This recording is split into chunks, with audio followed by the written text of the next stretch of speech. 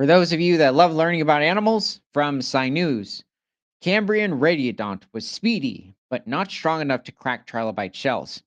For those of you that don't know, trilobites are an ancient marine group of arthropods, and they are distantly related to today's spiders, scorpions, and horseshoe crabs. And no, horseshoe crabs are not true crabs. Anomalocaris canadensis, the iconic 60 centimeter radiodont from the 508 million year old Burgess Shale of Canada, is one of the largest Cambrian animals and is often considered the apex predator of its time.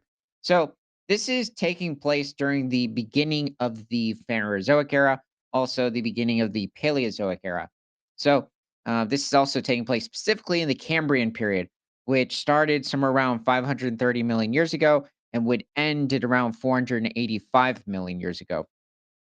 So, Anomalocaris is a species of carnivore during this time, but more closely related to species of insects today, as well as the horseshoe crabs. It is a member of the arthropod lineage, but is one of the first. There has been a wide debate as to the size of this animal as well as the feeding behavior for years. Um, as far back as I can remember, I've always seen Anomalocaris as a trilobite hunter. So to see that is a bit saddening because you always imagine Anomalocaris as like just the apex predator of the Cambrian seas. Now it sounds like he's mostly either a scavenger or he's just hunting softer, just textured prey items. So Anomalocaris, there's been a bit of debate about the size. Possibly could reach around 2 feet, but there have been estimates of a little over 3 feet or close to a meter.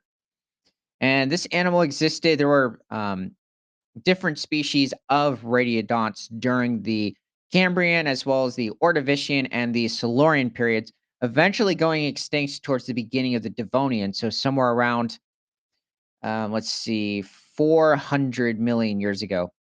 But Anomalocaris existed somewhere around 510 million years ago. And yeah, this is a pretty accurate reconstruction. And let's see. Okay, so this is a fossil of an Anomalocaris. This is very well cleaned and also very well preserved. Now, the radiodonts, there were quite a few members of this family, and despite them having the name Daunt in them, some might assume that it's these are related to the proto mammals of the Permian and the Triassic period. They are not closely related. These are arthropods. They're more closely related to modern day butterflies than they are the proto mammals or today's platypus or elephant. So well, let's see. So let's take a deeper look into what's going on. This animal is commonly interpreted as a demersal hunter responsible for inflicting injuries seen in trilobites. That's how I see it. A new analysis of the animal's arachnid like front legs demonstrates that despite being a raptorial predator, Anomalocaris canadensis was incapable of crushing biomineralized prey with these feeding structures. And wait a second. Okay. The results suggest that Anomalocaris canadensis targeted mobile, soft bodied prey within a well lit water column. Interesting. So it sounds like Anomalocaris might have needed to be in areas where light easily shines through, so it wouldn't ever go into the depths. Otherwise, I'm guessing it would become blind. That's very interesting. Yeah, so this is there were different species of radiodonts that would be much wider in terms of the core of this animal, and some would be slightly skinnier. But Carlos was a bit in between when it comes to the overall just size, width, or body width. First discovered in the 1800s, Carlos canadensis, which means weird shrimp from Canada. That's a perfect description. Considering Carlos has been found in a wide variety of areas throughout the world. It's been found in British Columbia, Canada, certain parts of the United States, as well as Australia and I believe China. And Latin has long been thought to be responsible for some of the scarred and crushed trilobite exoskeletons. Yeah, I've heard about this too. That didn't sit right with me because trilobites have a very strong exoskeleton, which they essentially make out of rock, while this animal would have mostly been soft and squishy. That's a funny way to describe the Namlocarlis. But I mean, if it has a somewhat cephalopod sort of texture, which the cephalopods have not evolved yet, they wouldn't evolve until pretty much after the radiodonts went extinct into the late Devonian period, so around 365 million years ago. Um, let's see.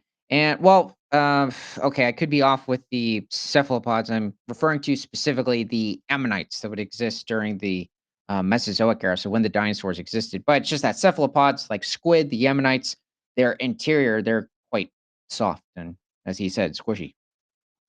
Recent research on the armor-plated, ring-shaped mouthparts of Venemlicarlis canadensis lays doubt on the animal's ability to process hard food. The latest study set out to investigate whether the predator's long, spiny front appendages could do the job instead. Well, interesting. I didn't realize that Anomalcarlis had this complex of, I'm guessing, a tooth appendage.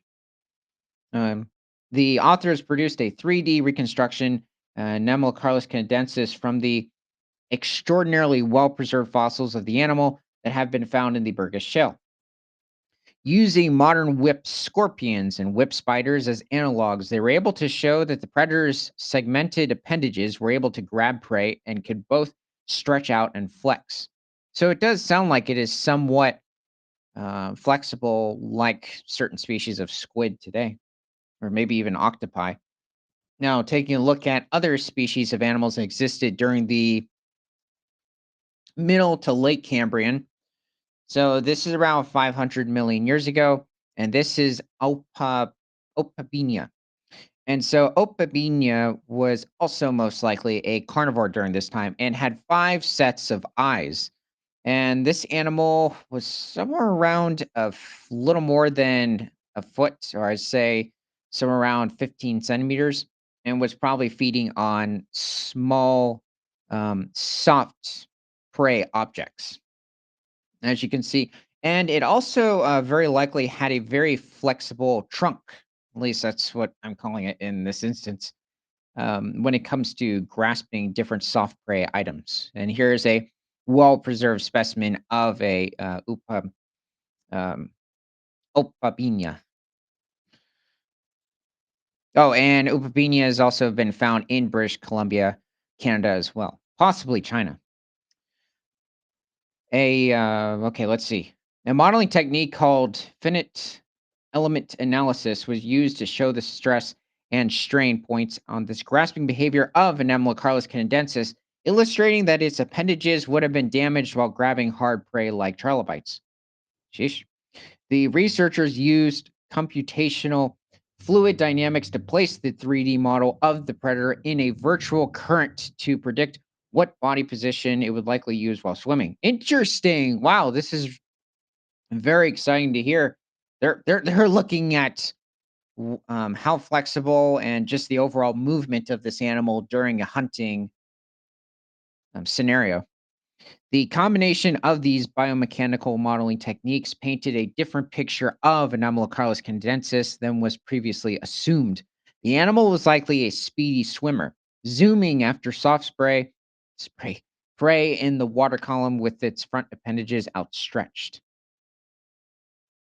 Huh. I wouldn't have expected that. I mean, I guess that makes sense considering Anomalocaris does have quite flexible front appendages. So this is interesting. Taking a look at some of the other creatures of the Cambrian period.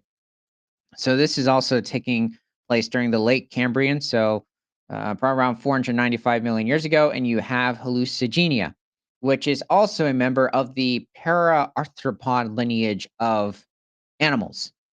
So um, this animal was also most likely a scavenger and did walk on, it did have a series of legs like certain arthropods of today.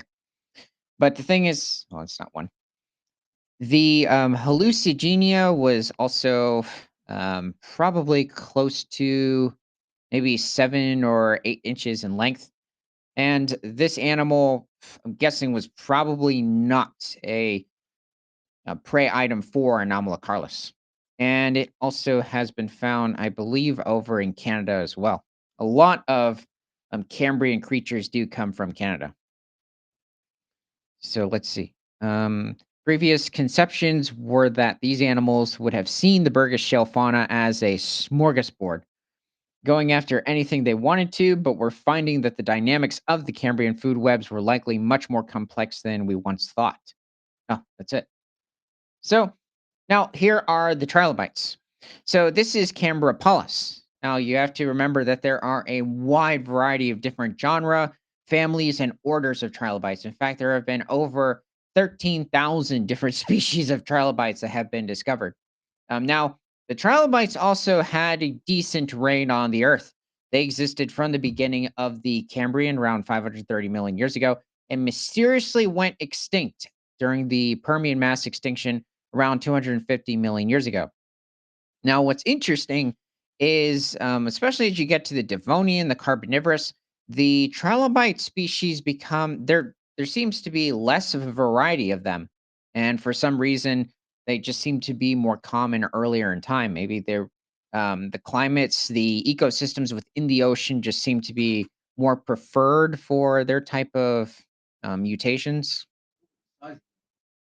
They would range from about the size of your pinky nail, so maybe around a centimeter, a little or around half an inch in length, to um, a little more than 3.3 feet or a meter. No, in length. Maybe slightly larger. There might have been when it came to the largest species approaching 4 feet, but that's an immense specimen. Um, Yeah, that is quite a huge range, from that small of a size to, literally the size of certain desks. It looks like with trilobites in general, they were probably, mostly scavengers. Now, it has been debated with certain other species, maybe they were plant eaters, but it doesn't look like for the most part they were preying on even one another. Now, this is a later species of trilobite. And yes, this is a real specimen. This is Wallacerops. But this animal wouldn't evolve until the late Devonian, somewhere around, let's see, like 403 million years ago. So it's had already exist, or this was far past the Anomalous Carlus. So this is after the Silurian period.